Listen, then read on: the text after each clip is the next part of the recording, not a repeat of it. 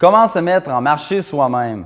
Voilà le titre de la conférence donnée le 19 février dernier par Luc Dupont, un professeur agrégé du département de communication de l'Université d'Ottawa. De nos jours, l'un des éléments les plus importants en marketing tient à la manière de se mettre en marché, bref, de se démarquer. Pour augmenter nos chances de succès, on doit apprendre à utiliser correctement plusieurs outils, dont les réseaux sociaux. À ce sujet, je rencontre le conférencier Luc Dupont.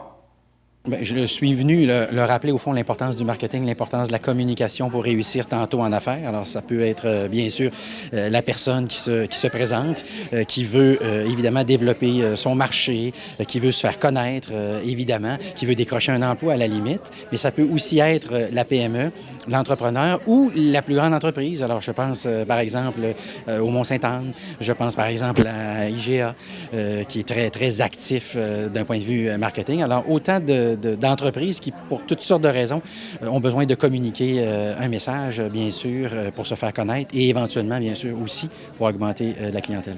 Donc, on se rend compte que le positionnement joue un grand rôle. Le message doit être clair. Oui, essentiellement, ce qu'on s'est rappelé dans un premier temps, c'est qu'on vit et on meurt par son image. Si on a une mauvaise image, bien sûr, on est une personne.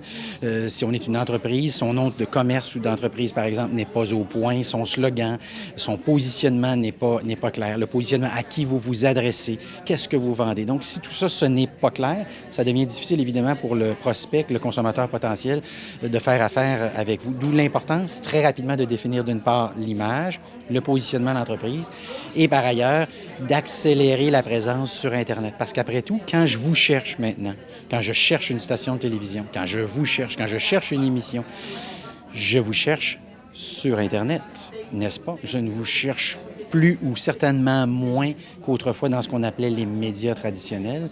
Alors, cette connexion-là devient incontournable, d'où, bien sûr, l'importance d'assurer une présence sur les médias sociaux. C'était la dernière section, bien sûr, de la conférence d'aujourd'hui.